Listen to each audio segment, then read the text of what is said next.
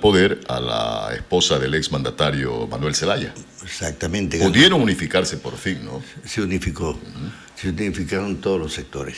Bien, yo creo que está ya el expresidente Rafael Correa con nosotros. Le damos la bienvenida a Radio Capital. Economista Rafael Correa, bienvenido. Buenos días. Buenos días. Mira, no los veo, no tengo imagen, no sé si ustedes me ven, pero creo que es la voz de Luis Andrade, ¿no?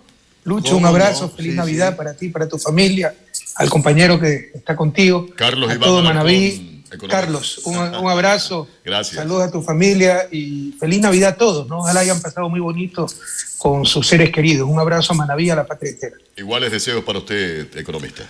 A ver, economista Correa, antes de entrar al tema interno al Ecuador, yo quisiera un criterio de usted de lo que ha pasado está pasando en los últimos años en América Latina, en Bolivia, en Chile, en Honduras, en donde los sectores progresistas han recuperado el poder, en el caso de Chile, la izquierda, pero también vemos que hay una radicalización, incluso con discursos medio fascistoides, de parte de la derecha latinoamericana. ¿Cómo ve usted ese futuro en América Latina? Bueno, no soy futurólogo, pero en todo caso, en el análisis te estaba escuchando, ¿no? Antes de iniciar conmigo la entrevista, y estoy totalmente de acuerdo con tu análisis, Luis. Algunos dicen la derecha se ha fortalecido. No se ha fortalecido, se ha radicalizado, se ha vuelto ultraderecha. Ahora sí los veo, ¿eh? Apaguen la cámara, por favor, no sean malitos. No, está bien. Apaguen, estaba mejor antes. No, qué gusto verlo. En todo caso, estoy totalmente de acuerdo con tu análisis, Luis. Como te decía, hay gente que dice se ha fortalecido la derecha. No se ha fortalecido. Por el contrario, en número son menos. Mira, compara con los 90. Claro, comparamos con inicio del siglo, donde en América del Sur, pues, en un momento dado, de 10 países latinos, 8 tenían gobiernos de izquierda. Pero ese fue un momento único, de oro. Pero mira la cantidad de gobiernos progresistas que están llegando a la región, desde México, Honduras, Bolivia, Argentina, Chile, Brasil casi seguro que gana Lula. Nosotros que nos maltratamos, ¿no? Es como que si hemos desaparecido.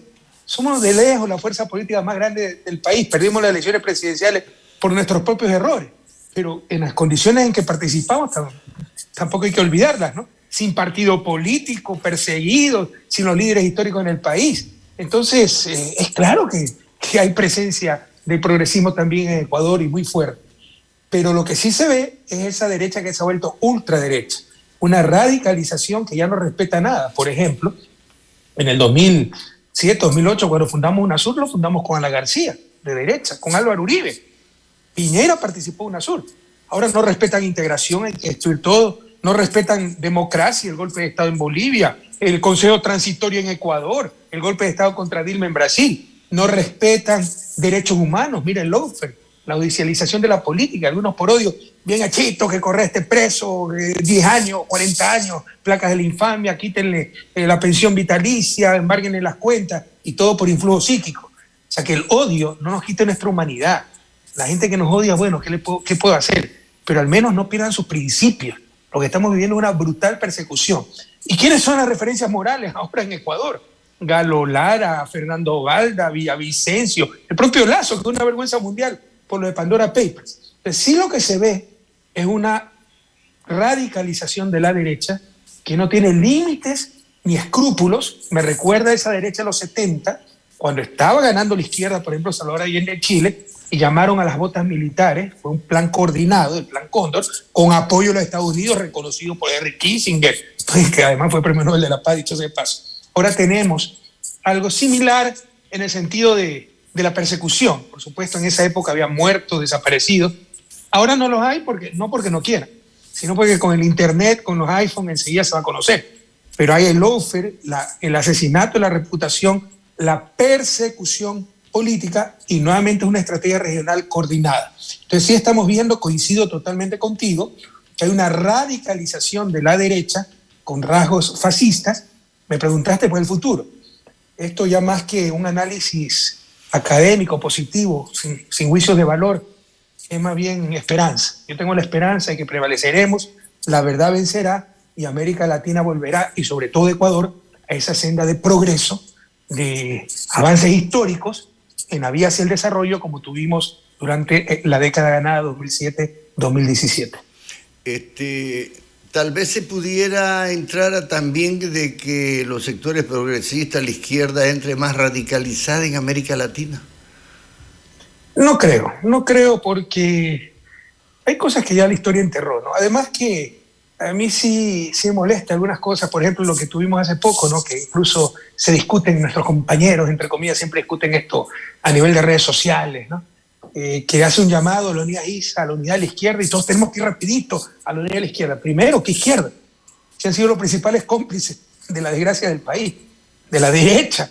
Mira que participaron en el Consejo Transitorio, Luis Maquel, fundador de la CONAIE. Mira que cuando Moreno les dijo, voy a eliminar UNASUR y les voy a regalar el edificio UNASUR para la Universidad Indígena, al menos no dijeron nada, no recuerdo si dieron muchas gracias, pero no dijeron no destruir UNASUR, y permitieron eso. Entonces, estas cosas hay que decirlas. No es la unión por la unión, destrozando la verdad, dándole la razón a los que nunca la han tenido. Yo entiendo perfectamente, hay que hacer concesiones, ¿no? Hay que ver hacia el futuro, pero sin olvidar el pasado y sin asesinar la verdad. Además, no es momento de la izquierda, es momento de las fuerzas patriotas, nacionalistas. La situación del país es demasiado grave, inseguridad, crisis económica, corrupción por todos lados. Eso no se trata de izquierda, derecha, se trata de tener la patria en el alma.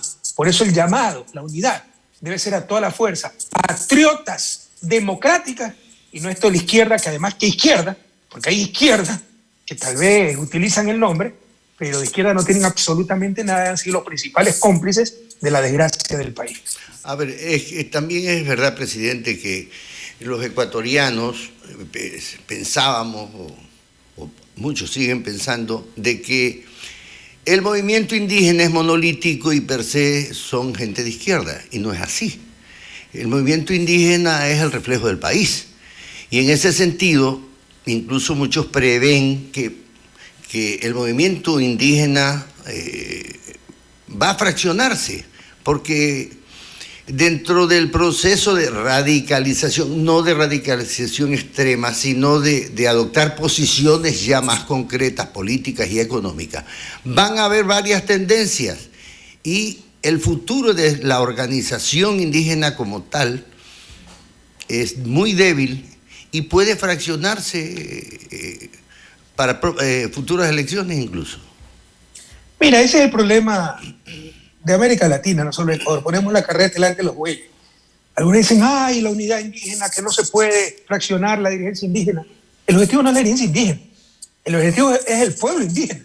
Sacarle 200 años de exclusión, 200 años, 500 años, 200 años de la independencia, 500 años de exclusión, de marginalización, de pobreza. Y por eso he luchado toda mi vida y seguiré luchando. Y qué bien que lo hicimos, porque ¿cuánto disminuyó la pobreza en zona indígena? Yo siempre le gané en zona indígena a los candidatos de la CONAIE, Pachacuti. Pues hagamos esa diferencia. El objetivo no es cierta dirigencia de la CONAIE, que como en todo grupo humano puede haber buenos o malos. El objetivo es el pueblo indígena, históricamente marginado. Y volviendo a la anterior, en todos lados puede haber buenos y malos. ¿Tú crees que Yacu Pérez es alguien de izquierda? ¿Tú crees que es alguien honesto? Ese tipo miente como respira. Esa fue una creación de la Embajada de Estados Unidos para quitarnos votos. ¿Tú crees que Lourdes Estiván es de izquierda? Pero además son gente deshonesta, profundamente deshonesta, con el corazón lleno de odio. Te insisto, a Leonidas Issa no lo conozco, tengo buena impresión, ¿eh?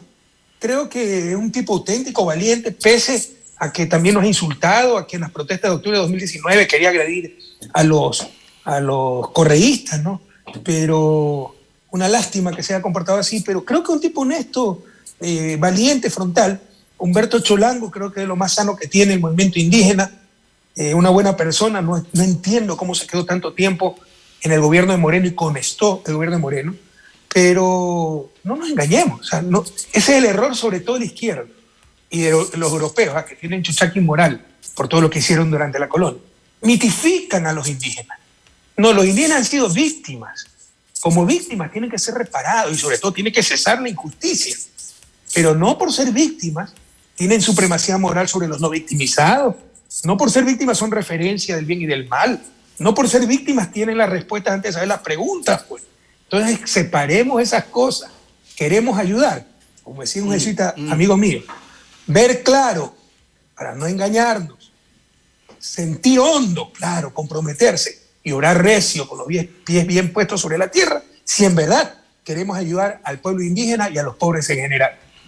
Economista Correa, yo quisiera continuar en el eje latinoamericano, en esta corriente de alternativas que se han dado en los últimos tiempos, como por ejemplo en Honduras, recientemente Perú y Chile. El Grupo de Puebla se ha estado reuniendo desde noviembre de este año y está trabajando en un modelo de desarrollo alternativo al neoliberalismo. ¿Qué tanto se ha avanzado, por ejemplo, en este modelo que contempla, entiendo, una observación a la injerencia de la justicia o a la utilización de la justicia para la persecución política? Mira, el Grupo de Puebla ya es un gran paso al frente y hay que agradecerle eso sobre todo a Marco Enrique Ominami, un querido amigo que se echó el equipo al hombro, como decimos en términos futbolísticos, porque era una de las grandes fallas que teníamos. No había coordinación entre líderes de izquierda, presidentes en ejercicio, cancilleres en ejercicio, con expresidentes, ex cancilleres, con dirigentes connotados. Ya el Grupo de Puebla cumple esa misión de ser ese espacio de coordinación. Acabamos de tener la 4ª cumbre en México presencial, 4ª o 5ª, ya no me acuerdo. Bueno, fue muy agradable ver a muchos queridos amigos. Entonces, ya existe esa coordinación. Ahora, no creas que es un grupo homogéneo, porque dentro de la izquierda hay también, dentro del progresismo, hay de socialdemocracia hasta izquierda pura, ¿no? Entonces, y algunas veces sí, en lugar de responder a la realidad, quieren responder a las fijaciones mentales, ¿no? Siempre debemos tener los pies bien puestos sobre la tierra. Por ejemplo, para empezar... Es decir, ¿se puede conciliar esas diferencias? ¿Perdón? ¿Se puede conciliar esas diferencias?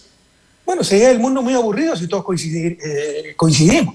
La cuestión es actuar de buena fe, con principios, con valores, con verdad, en función de la justicia social, no en función de intereses particulares. Ese sí es el diálogo de sordos. En el Grupo de Puebla no tenemos diálogo de sordos y nos enriquecemos mutuamente. Pero para empezar, hablar en el siglo XXI de modelos. Yo creo que eso quedó enterrado por la historia ya. No puede haber modelos, no puede haber recetas, no puede haber la misma medicina para toda clase de enfermos.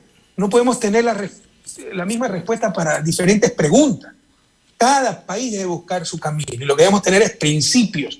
Por ejemplo, luchar contra el gran mal de nuestro tiempo, que es la desigualdad, insultante desigualdad, y América Latina es de las regiones más desiguales del planeta. Por ejemplo, la sostenibilidad, el desarrollo. Debemos dejarle un mundo en que vivir a las futuras generaciones. Y sobre todo, el desafío sine qua non. Y para eso hay que buscar todo lo que sea útil, más allá de nuestras ideologías, de nuestras fijaciones mentales. Superar el subdesarrollo. 200 años de subdesarrollo, yo creo que son suficientes. De eso es lo que debemos buscar honestamente, siempre desde el punto de vista de la izquierda, imbuidos por principios, como la justicia social, como la equidad, como la supremacía del trabajo humano sobre el capital. Insisto en algo, economista. ¿Y ese modelo de desarrollo alternativo al neoliberalismo, cuándo estará listo? ¿Cuándo estará en firme ya? Pero es que eso te estoy diciendo, Carlos, no hablemos de modelos. Aquí no estamos haciendo recetas, ¿no? Agréguele 2 cucharitas de esto, una pizca de sal, un poquito de pimienta, y ya tiene la mejor comida. No, esto son principios más que recetas. Son orientaciones, por ejemplo, ¿no? El modelo que está desarrollando Puebla se llama modelo de economía solidaria. Superar el absurdo de la competencia, que ya es un absurdo conceptualmente hablando. Imagínate vivir compitiendo con el otro. Homo sapiens es el ser más cooperador de la historia. Por eso sobrevivió, por eso venció a especies más inteligentes, más fuertes que él, como el hombre neandertal, por su capacidad para cooperar, por su capacidad para organizarse. Y aquí nos dicen la competencia, o lo que se llama la moral consecuencialista, ¿no? La moral del mercado. Busca tu propio beneficio, manda plata a Pandora Papers, evade impuestos, etc. Pero no te preocupes, que la mano invisible hará que se haga bien a todos, ¿ya? Suponiendo que eso sea verdad, que no es verdad. Eso se llama la moral consecuencialista. No es mi intención ayudar, mi intención es lucrar. Y por ahí, como un efecto secundario, estoy ayudando a las demás. Es como el burro que se le pone la zanahoria para que arrastre una carreta. Y mientras más grande la zanahoria, más carga arrastra. Bueno, eso puede ser eficiente si el objetivo es que arrastren cada vez cargas más pesadas. Pero si el objetivo es hacer menos bestia al burro, es una muy mala idea. Si el objetivo es tener personas con valores, con principios, es una muy mala idea decir, busca tu propio lucro, busca llenarte los bolsillos y no te preocupes por el resto, porque la mano invisible va a hacer el resto. Entonces, esos son los principios que nosotros debemos poner. Por ejemplo, la economía solidaria, en lugar de la competencia, la cooperación, la solidaridad, el humanismo. Pero más que recetas, te insisto, son principios, valores, fundamentos de vida. Economista Rafael Correa, entrando ya un poquito en el tema de Ecuador, pero previo a eso, ¿qué errores se cometieron por lo cual se perdieron las elecciones en mayo? En febrero, creo, pero. Bueno, para empezar, que después de ganar la primera vuelta, todo el mundo ya quiso ser partícipe de la victoria. Fue un poco de gente al Ecuador a hacerse indispensable, no a ser útiles, a ser importantes, ¿no? Y eso fue un completo caos. Separaron el 5 de marzo a nuestro estratega histórico, Vinicio Alvarado, que está en México exiliado, este fruto del luz, ¿ya? Pero incluso en México, exiliado, ¿quién le hacía calor como estratega político electoral a Vinicio Alvarado? Lo separaron. Cuando nos vendieron humo por ahí un grupo de gente diciendo que ellos podían hacerlo, no era verdad. Cuando se dieron cuenta que nos habían engañado, en lugar de humildemente llamar a Vinicio, a toda prisa llamaron a un consultor improvisado. Entonces hicimos lo imposible por perder, con un mínimo de estrategia, con un mínimo de unidad, con un mínimo de orden, con un mínimo de disciplina. Ganamos las elecciones, estábamos ante el peor candidato, que era Guillermo Lasso. De todas formas, pese a todas las fallas, aquí en Europa no se entiende. O sea, usted ponga en la balanza, compadre, a un Andrés Arauz, joven brillante, de 35 años, extremadamente preparado, con un tipo como Lasso, pues, ¿no? Que lo único que sabe es contar billetes y no hay donde perderse. Lastimosamente ese es su desarrollo, ¿no? Nos dejamos engañar, pero pese a todo, pese a la inmoral participación política de la prensa, lo cual está prohibido por la ley, sobre todo por la moral, debería estar prohibido. Está prohibido, pero hacen lo que le da la gana. Pese a la campaña sucia, se podría derrotar fácilmente, te diría yo, a Lasso. Pero nuestros propios errores, nuestras propias divisiones, entre otras cosas también, los típicos que empiezan a rodear al candidato y mejor aléjate Correa, ni lo nombren, sáquenlo de todos los afiches. Y la gente percibió que podía haber otro caso como el de Moreno, e incluso gente correísta, que siempre ha votado por nosotros, votó nulo. Entonces esos son los errores, entre muchos otros, que cometimos para la derrota electoral del 11 de abril. Pero ¿cómo explicar que se pierde en la Sierra del Oriente con excepción de Sucumbíos? Sucumbíos creo que se ganó, sí. ¿No es Napo? No, Sucumbíos. No, en Napo se perdió. Se pierde en toda la Sierra en el Oriente con excepción de Sucumbíos. ¿Cómo explicar eso? Y se gana en la costa ecuatoriana. ¿Cómo explicarlo? Pero no solo eso. O sea, Andrés Arauz, un feminista. Guillermo Lasso, un troglodita en cuestiones de feminismo. Él cree que la mujer debe estar pasar en la casa, cuidando a los hijos, tejiendo, preparando la comida al marido. Esa es su mentalidad, es Opus Dei. Y nos sacan como 400.000 votos de ventaja entre mujeres. Andrés Arauz es el candidato más joven de la historia. Tal vez de la historia, no estoy seguro de eso, pero hubiera sido el presidente más joven de la historia. Contra un tipo que es de la tercera edad, en muy mal estado de salud, con mentalidad del siglo XIX. Y nos ganan entre los jóvenes. ¿Cómo es posible que Arauz defienda el sector público, la importancia de los servidores públicos de un Estado fuerte? El otro quiera acabar con el Estado y muy probablemente nos ganaron entre los servidores públicos. Al menos nos ganan en Quito, nos barran en Quito, donde hay una gran incidencia del sector público. Entonces, yo no tengo todas las respuestas para eso. Hemos hecho algunas evaluaciones, se cometieron errores. Yo creo que en Quito, por ejemplo, la campaña sucia dio resultados, nos vincularon con Yunda, que estábamos protegiendo a ese alcalde. Ese alcalde lo pusieron ellos, no nosotros. Ese alcalde no hizo perder la alcaldía. Nos ganó con 2 puntos a nuestra candidata, que era Luisa Maldonado. Pero así la prensa hizo creer a los quiteños que nosotros estábamos apoyando a Yunda. Y yo creo que otro gravísimo error fue cuando 10 días antes de las elecciones, Andrés Arauz hace el acuerdo con Jaime Vargas, al cual le tenían terror en Quito. Jaime Vargas, en ese momento presidente de la CONAIE, no nos dio un voto. Yo sí creo que nos quitó decenas de miles de votos. Pero esta es la experiencia. ¿Ustedes creen que nos consultaron esa alianza? Jamás yo lo hubiera aceptado. Por supuesto, después sí mandé un tuit, Andrés ha logrado que yo no he logrado lo que no logré, la unidad con el movimiento indígena, porque ¿qué más íbamos a decir? Pero ni siquiera nos consultaron de esa alianza, que jamás yo la hubiera apoyado, porque uno tiene algo de experiencia en esto y sabíamos que eso nos iba a quitar decenas, si no centenas de miles de votos en Quito. Economista, bueno, han pasado 7 meses del gobierno de Guillermo Lasso. ¿Cómo ve usted la situación del país con las decisiones que ha tomado el gobierno? La situación es terrible, por eso no hay que decirlo, la gente lo siente. La inseguridad, corrupción a diestra y siniestra. Vayan al registro civil de nuevo los tramitadores, venta de cupos de universidades, pagos para todos los trámites. No, en la cárcel, los juzgados, no le saludan con la mano extendida, sino con la mano, la palma hacia arriba, ¿no? Es terrible. O sea, los jueces que han nombrado, que además fueron ilegalmente nombrados, creen que han hecho una inversión, porque tuvieron que pagar para ser nombrados y tratan de recuperar ese dinero. Y hay una podredumbre total. Y por supuesto la parte económica. Entonces alguien dirá, sí, pero estamos creciendo. Claro, porque ya no hay cómo decrecer más. Decrecimos del 2020 por el inepto de Moreno, apoyado por Lasso, más del 8%, de los decrecimientos más grandes de América Latina. Y tenemos de las recuperaciones más bajas de América Latina. Argentina está creciendo al 8% este año. Ecuador no llega al 3%. ¿Por qué? Porque es un crecimiento inercial. No ha hecho nada el gobierno. Nada de política económica activa, reactivar crédito, los bonos de emergencia.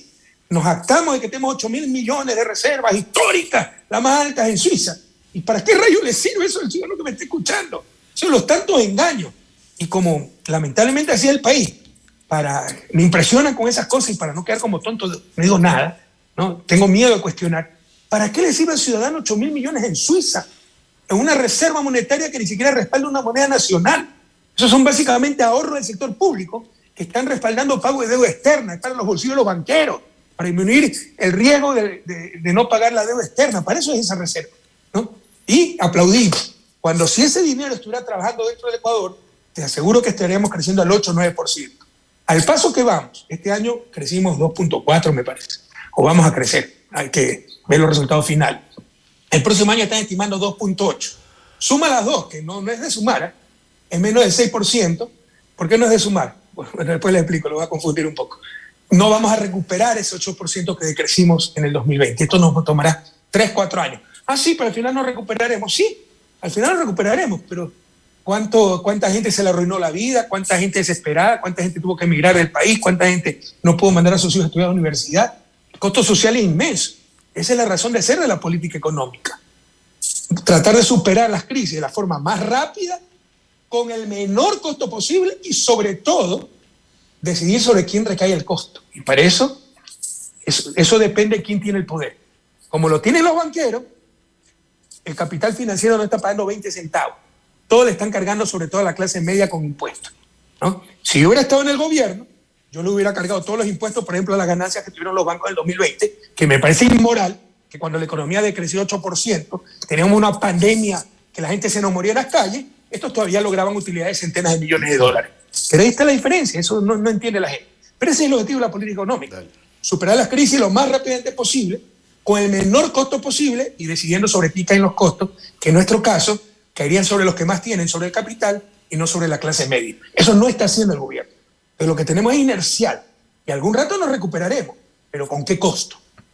Ahora, en este tema económico, economista Correa, el Banco Central publicó hace pocas horas las cifras del crecimiento que va a experimentar Ecuador. Lo sitúa por encima del 3%, ¿eh? Y la perspectiva que se tenía era por encima del 2% el crecimiento. Pero a su vez, esto se atribuye al buen precio del petróleo, más no a una política económica clara del actual gobierno que preside Guillermo Lasso.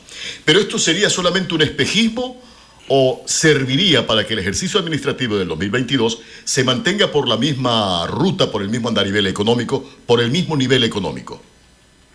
Mira, si esas cifras que todavía no las conozco, en el presupuesto estaban 2.4%, algo así, Esa era la y es muy perspectiva probable, que se porque tenía, sí. también en el presupuesto estaba el precio del petróleo a 50 y pico dólares y llegó a 80 dólares. No es gracias al gobierno, es a pesar del gobierno. El gobierno no ha hecho nada, absolutamente nada para esto. Por el contrario, ha dado muy malas señales, como el escándalo de Pandora Paper, el propio presidente con plata en el extranjero. ¿Quién va a traer su plata al país? Si el mismo presidente la saca del país. Pero en todo caso, como te decía, una recuperación prácticamente inercial. El próximo año habrá también un crecimiento, pero no estamos recuperando los niveles precrisis.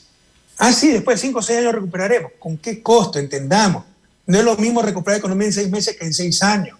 Cuánto sufrimiento, cuánta inseguridad, cuántos asesinatos, porque si no hay empleo, si se exacerba la pobreza, se genera violencia, pero la gente no relaciona causa con efecto, y eso es una de las características, por si acaso, del subdesarrollo. Entonces no estamos creciendo gracias al gobierno, sino a pesar del gobierno. Pero además de eso, Ecuador no tiene que enfocarse, siempre nos enfocamos los políticos ecuatorianos, la academia, los periodistas del corto plazo. Si crecemos el próximo año, si no crecemos, ya tenemos que pensar en siglos, superar el subdesarrollo, 200 años de subdesarrollo.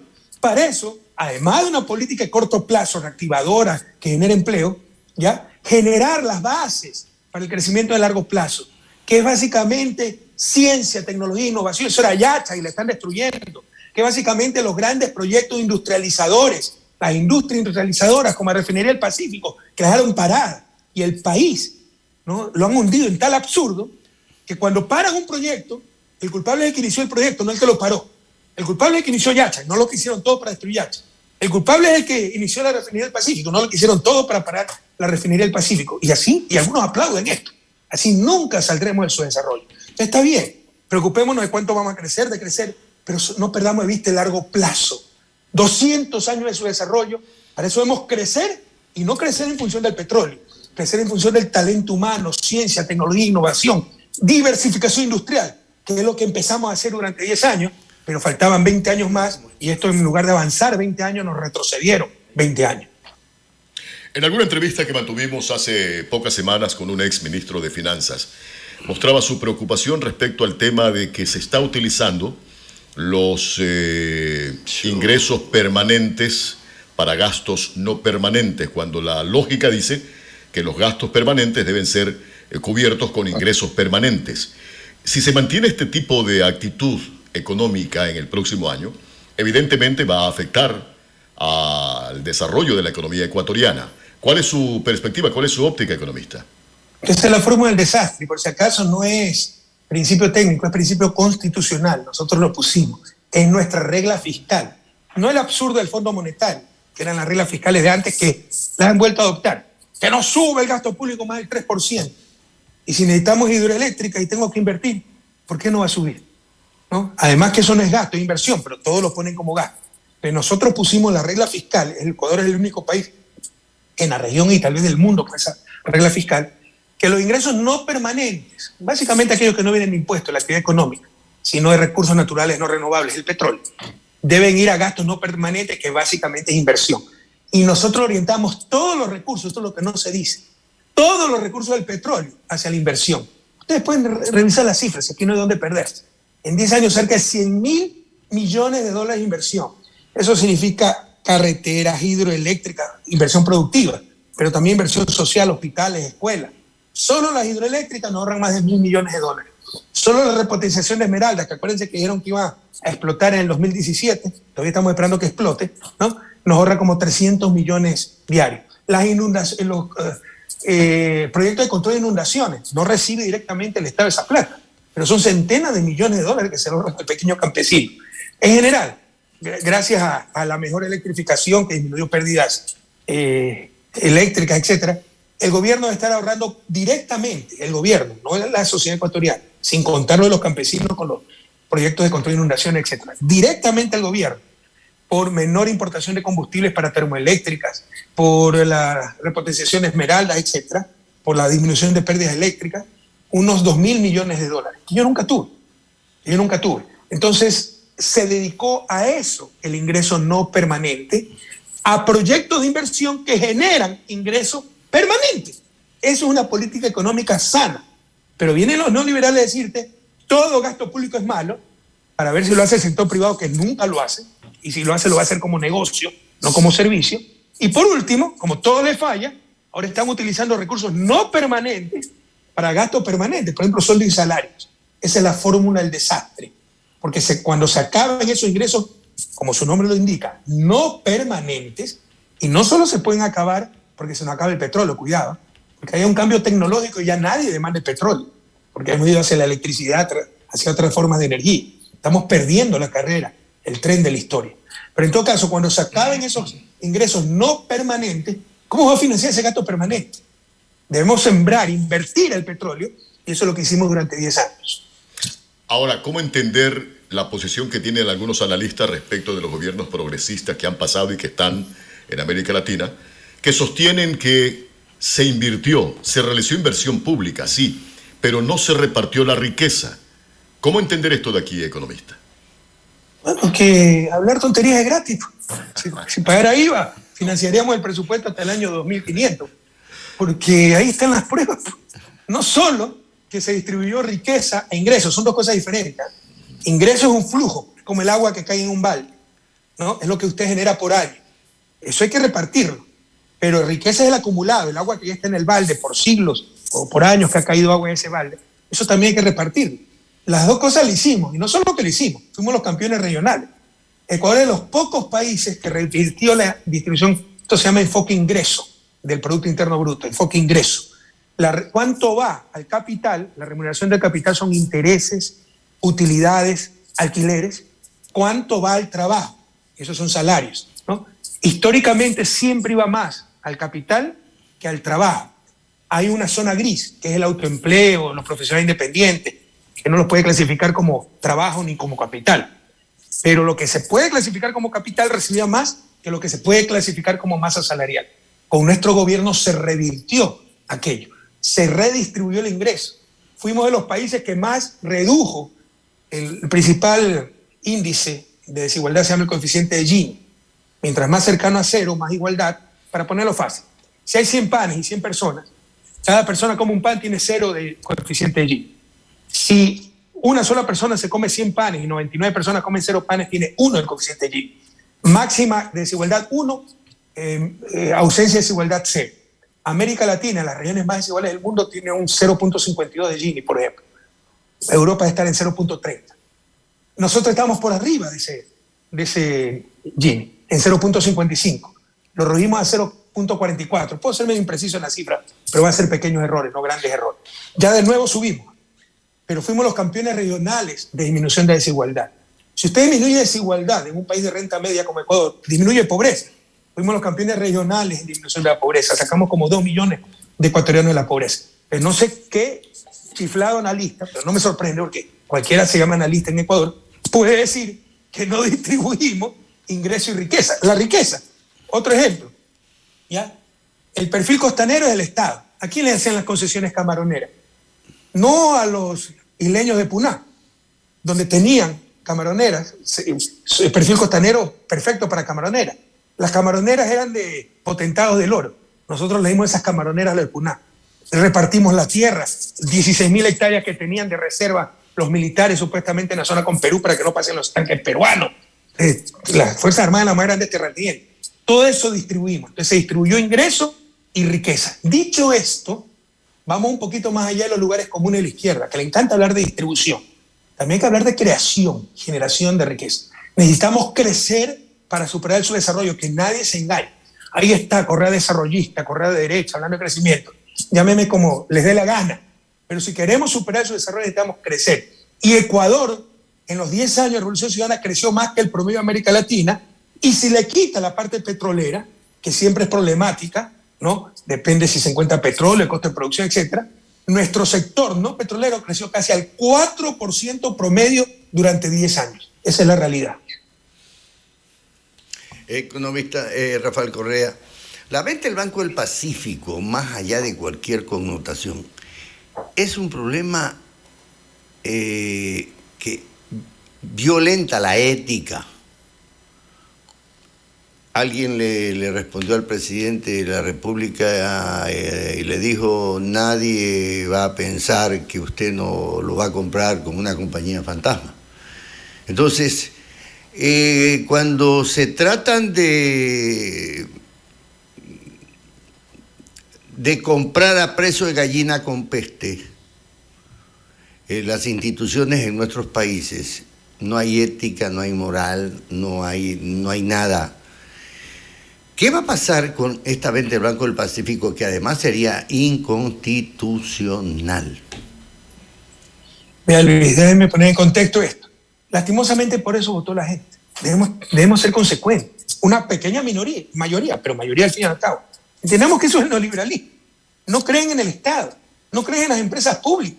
Y lo chistoso es que ¿quién quebró el Banco del Pacífico? ¿El Estado o el sector privado? Lo quiere el sector privado, lo rescata el sector público, lo hace recontra rentable el sector público y hay que regalárselo de nuevo al sector privado. Y algunos aplauden esa tontería. Pero no es el único ejemplo, ni el más grave. Mire, tenemos por ejemplo Sucre, Seguro Sucre, que era del grupo Banco del Pacífico, dicho sea de paso, ¿ya? Que generaba utilidades espectaculares. Y 15, 20 millones, tiene una cartera de centenares de millones de dólares, porque si usted tiene una aseguradora pública, usted ordena pues que todo el sector público se asegure con esa aseguradora.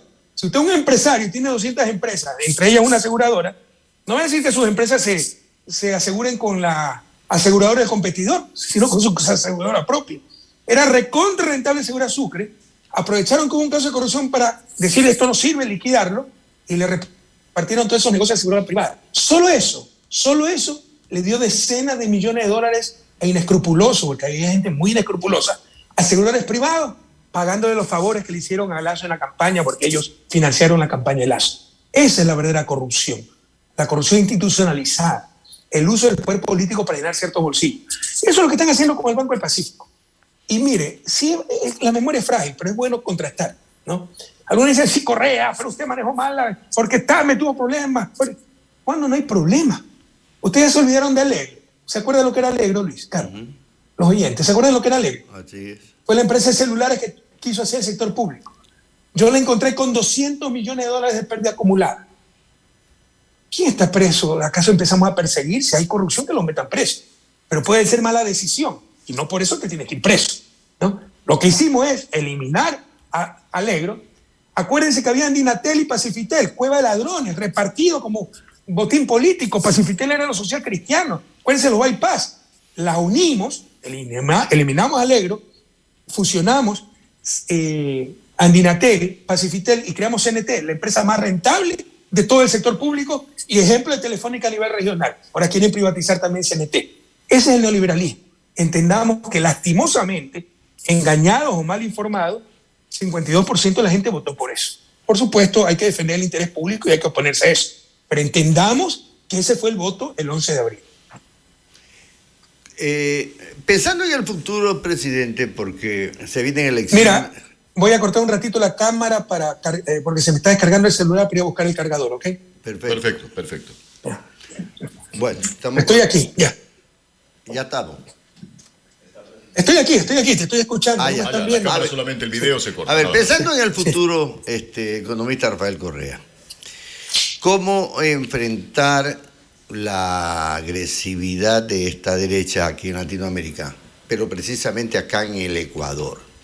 Yo sé que hay contradicciones con muchos sectores, consensos no van a existir, pero se puede elaborar una plataforma mínima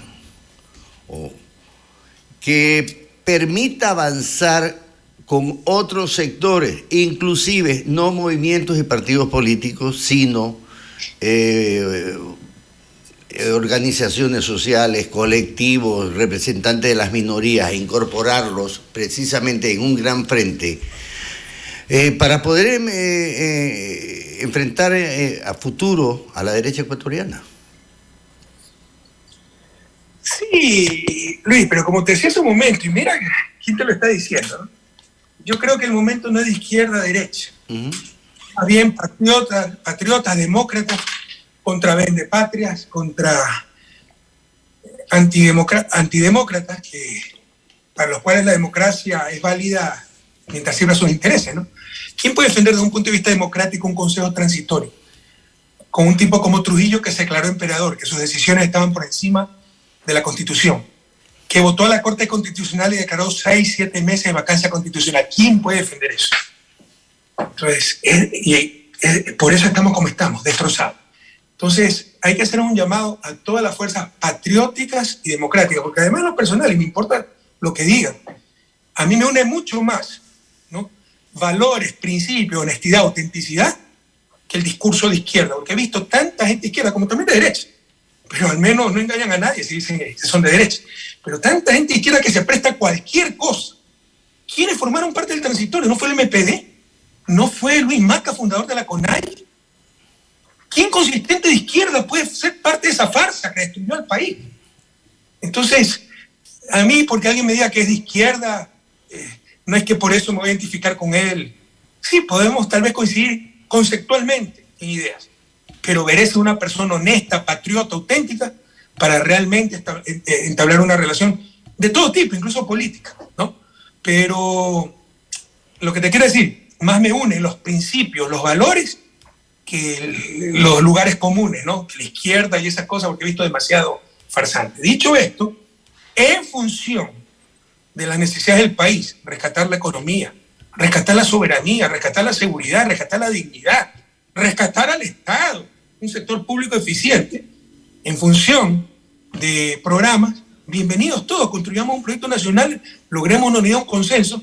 No significa que vamos a olvidar el pasado, no significa que vamos a darle la razón a quien no la tiene, no significa que vamos a sacrificar la verdad, pero por lo menos significará que vamos a actuar en función de objetivos nacionales, ¿no? Y si para eso tiene que venir esta izquierda que se vendió a los peores grupos por el odio a Correa, si tiene que venir cierta derecha con espíritu democrático, con sentido de patria, bienvenidos. La situación es demasiado urgente para quedarnos en esto de izquierda-derecha. Bienvenidos todos los sectores, democráticos y patriotas. A ver, yo creo que esa es la tendencia, no es cuestión de derecha, de izquierda, sino de tener un programa práctico, o sea, que pueda, o sea, que rescate valores, en eso estamos totalmente de acuerdo. Las minorías quedan como minorías y como que se las excluye de los partidos políticos. Las minorías deben de ser parte de la toma de decisiones también, ¿no es cierto? Incorporar a todas esas minorías y poder avanzar más allá. A ver, el MPD no es la izquierda ecuatoriana, el MPD es un sector, podrá ser muy respetable, ahí tienen su posición con la cual no coincide ni siquiera la misma izquierda. Y hay gente que, como usted lo dice, ¿no?, que se han identificado como derecha, pero rescatan valores y principios de los ecuatorianos con los cuales se puede avanzar. El problema está en la toma de decisiones. Por ejemplo, me decía alguien, a ver, el presidente Correa se equivocó con el traidor de Lenín Moreno. Y también consideran que se equivocó con la designación de Arauz, que posiblemente hizo que en la segunda vuelta lo que le dio la gana, creyó que él tenía la solución a los problemas y que podía ganar las elecciones tomando decisiones equivocadas, como usted lo reconoce que las tomó. Pero ampliar la capacidad para decidir con otros sectores del país es lo que plantean. A ver, primero maticemos algunas cosas que acabas de decir, ¿no? Nosotros no es que, una cosa es que te equivoques. Yo soy profesor de toma de decisión. Las decisiones se toman con la información que tiene. ¿Quién podía anticipar que Moreno iba a ser un enfermo, un traidor como lo fue? ¿Quién podía anticipar eso? Casi nadie, no nos engañemos. La decisión fue la correcta, traicionó, y cuidado, ¿no? Porque, sí, pero usted se equivocó. No nos equivocamos, nosotros presentamos al país un programa que hubiera evitado tanto sufrimiento. El programa que había dado éxito era el 2017 al 2017. Este tipo lo echó a la basura, nos empezó a perseguir, fue apoyado por Lazo, por Nebot, por Estados Unidos. La prensa conestó su gobierno. Hubo un fraude democrático. En todo caso, nosotros no nos equivocamos en lo que planteamos al país. Si el portavoz de ese mensaje, y si tengo que asumir la responsabilidad, la asumiré. Pero ¿cuál era la solución entonces? ¿Votar por los que sí fueron cómplices de Moreno? Pues nosotros fuimos víctimas de Moreno. Soy yo el que tengo 47 juicios penales. Soy yo el que estoy condenado a 8 años de prisión por influjo psíquico, con mis cuentas embargadas, mis bienes embargados, me quitaron la pensión vitalicia, placas de la infamia. Es Jorge el que está preso más de 4 años. Entonces nosotros hemos sido víctimas de este sinvergüenza traidor. No hemos sido cómplices, pero la gente, porque le vendieron esa idea, ¿no? No, Correa lo puso ahí, error de Correa, entonces votemos por Lazo. Dios mío. O sea, tenemos que ser un poquito, con todo respeto, más coherentes y lógicos en esas cosas. Y asumo mi responsabilidad, sí que asumirla, no hay problema. Pero es doloroso, pero lo sabemos hacer. pero no es tan así tampoco. Nosotros propusimos un programa, ese programa fue traicionado, había mecanismos constitucionales para reparar el asunto, anticipar elecciones, y lo mantuvieron a Moreno a sangre y fuego, empezando por la CONAIE y Pachacuti, para que siguiera persiguiendo a Correa. Esa es la mentalidad de nuestros politiqueros. Sobre la toma de decisiones, pues bienvenido, debemos tener un frente lo más amplio posible, pero eso es lo que no se entiende. Cuando hay un frente, no entendemos muchas veces lo que es democracia. Pero Correa quiso conversar con Nebot y con Lasso. Si usted no tiene mayoría en la Asamblea, ¿cuál es el mensaje de los electores? Que tiene que sentarse a conversar. Si no, no hubieran dado mayoría absoluta en la Asamblea, pero no se entiende, o sea, no nos relacionamos cosas con efecto. No hay ninguna fuerza mayoritaria en la Asamblea, pero nadie puede conversar. ¿Cómo se saca adelante el país? Pero en todo caso, no entendemos que formar parte de un frente no es lograr lo máximo, el 100%, el checklist, como normalmente es el movimiento indígena, dicho sea de paso, sino mínimos tolerables, por lo menos esto, ¿ok? Y llegar a consensos mínimos. No hay esa cultura. No hay esa cultura de antagonismo democrático en el país. Si tú eres mi adversario político, debes ser narcotraficante, ladrón, corrupto. Correa es mi adversario político, yo soy de derecha, Correa de izquierda, pues tiene que ser narcoterrorista, ladrón, y entonces se enteraron 15 años después que dirigía por influjo psíquico una organización criminal dedicada a los sobornos, y por eso todavía del 2007 Correa. Y no buscamos la verdad, sino ratificar nuestros odios. Así nunca saldremos adelante. Aquí se requiere mucha verdad, mucha generosidad y mucha visión del país. En ese contexto, bienvenidas todas y todos, sabiendo que no se puede contentar al 100% a cada uno, pero sí lograr consensos mínimos para sacar adelante el país. Usted, en el caso de Centro Democrático, por ejemplo, ¿usted mantienen alguna relación con un programa mínimo o cada quien está por su lado? Cada quien está por su lado, porque ellos se abrieron, pero siempre las puertas estarán abiertas, ¿no? Es medio paradójico lo del Centro Democrático. Estuvieron en los momentos más duros. Sin Centro Democrático no existiríamos. Yo le estoy muy agradecido a Enrique Menoscal. Acuérdense que eliminaron a Compromiso Socialista 5. Después lo reactivaron nuevamente, cuando ya habían pasado las inscripciones. Si no hubiéramos tenido Centro Democrático, no hubiéramos podido inscribir candidatos asambleístas, no hubiéramos podido inscribir binomio presidencial. Estuvo en el momento más duro, cuando nos perseguían todo el mundo. Acuérdense cuando quería evitar por todos los medios nuestra candidatura, cuando ganamos la primera vuelta, que amenazaban que el Ejército de Liberación Nacional no había financiado la campaña y que ciertos ganan golpe de Estado. Estuvieron en los momentos más duros.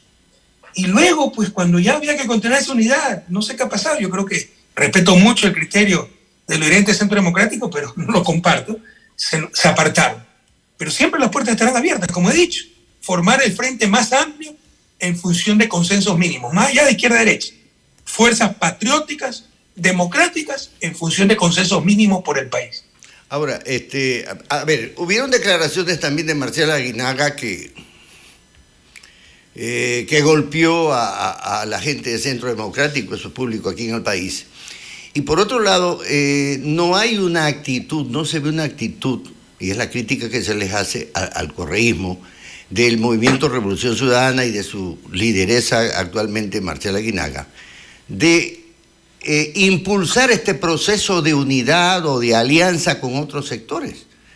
Entonces, o si quiere, súmese, bueno, nadie quiere sumarse, o sea, ir atrás de lo que diga la presidenta o presidente de un partido, sin que se les consulte, sin que haya el diálogo o la discusión normal y en materia política.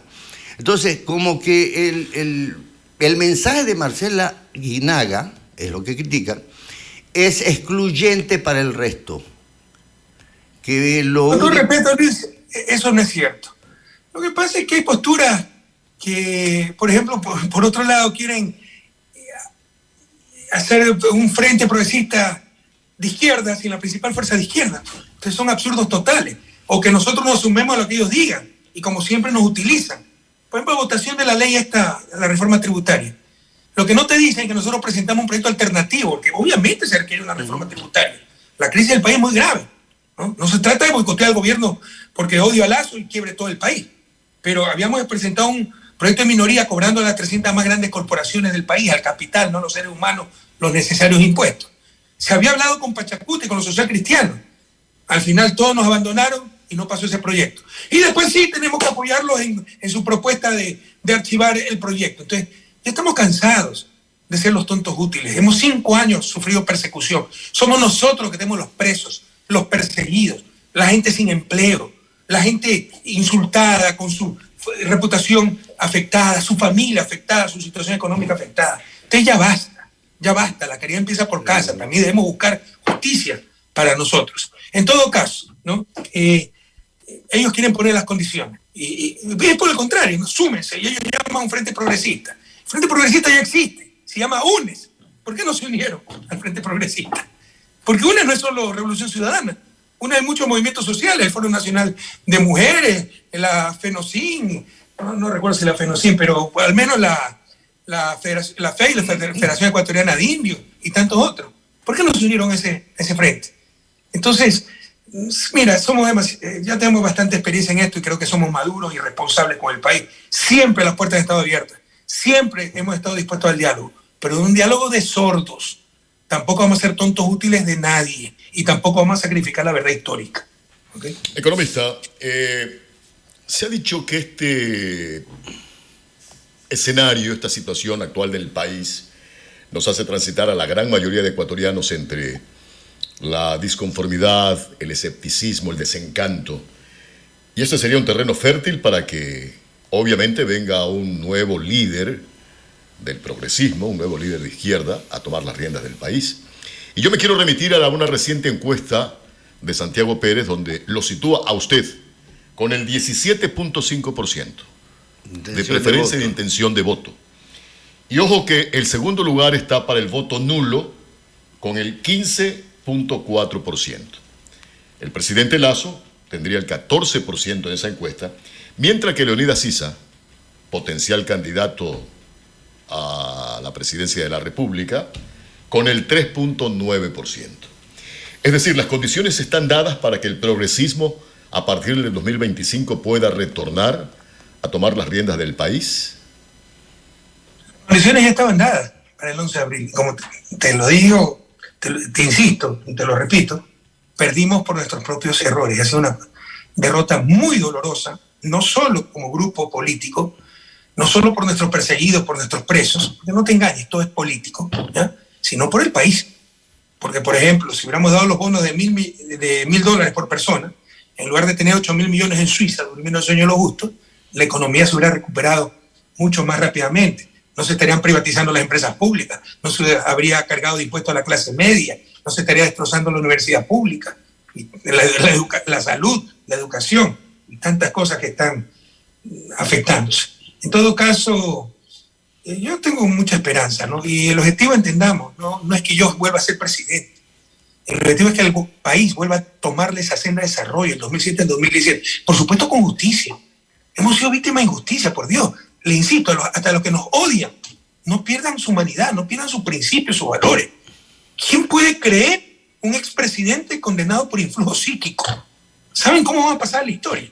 Por el contrario, con sobra de evidencia, Lasso, con su plata en paraísos fiscales, con perjurio, evasión de impuestos, rompimiento del pacto ético, y lo salva Contraloría diciendo que Dakota del Sur no es un paraíso fiscal. O sea, 600 periodistas a nivel mundial están equivocados. Además, que se comprobó que tenía empresas en Panamá, que sin lugar a dudas todo el mundo, el SRI lo tiene en la lista de paraísos fiscales. Entonces, es evidente cómo quieren dar impunidad a los que ellos protegen y cómo quieren perseguir a gente honesta, porque le tienen terror en las urnas.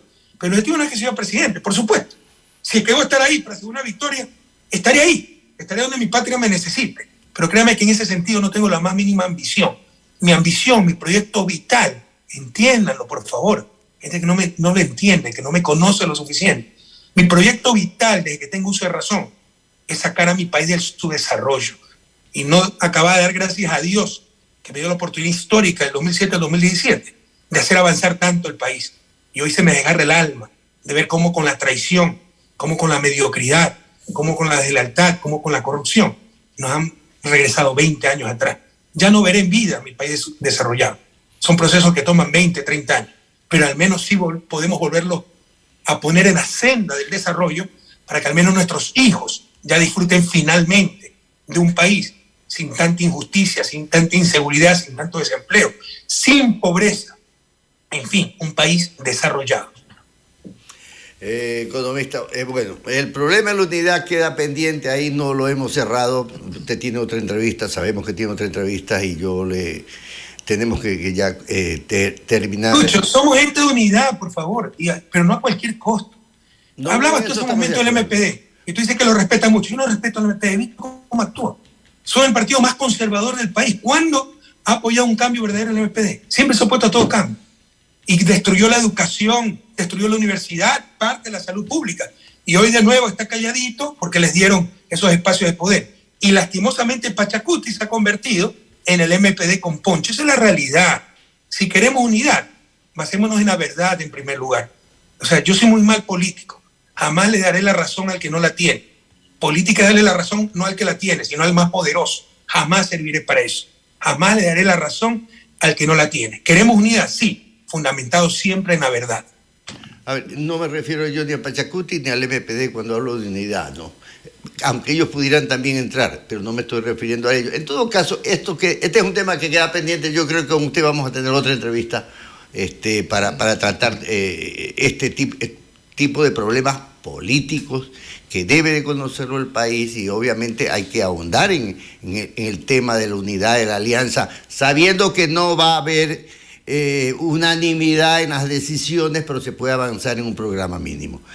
Economista, muchísimas gracias por haberlo tenido con nosotros. Gracias a usted. También feliz año. Espero que te pase un feliz año usted, a pesar de todo lo que está sufriendo usted en estos momentos. No te preocupes, ya no me gusta victimizarme. Dios me ha dado salud, acabo de pasar el COVID, por si acaso. Me ha dado familia, estoy con mis hijos. Tengo una paz interior muy grande. Por supuesto, un gran dolor de ver a mis compañeros encarcelados, perseguidos, el país destrozado, pero jamás me van a robar la esperanza. Así que para todos, un 2022 lleno de felicidad, lleno de ventura, en unión de sus seres queridos, y a no perder la esperanza. Unidos, Manaví del alma, unidos, Ecuador querido, recuperaremos la patria. Un inmenso abrazo, felicidades y hasta la victoria siempre, compañeros. Gracias, economista. Un feliz año para usted de mi parte. Hemos conversado con el economista Rafael Correa durante casi una hora exactamente. Sí. Pero se quedan temas por abordar todavía. No, el problema de la unidad hay que seguirlo tratando. A ver, yo no estoy planteando que la unidad debe ser con partidos y movimientos políticos, pero no solamente ellos.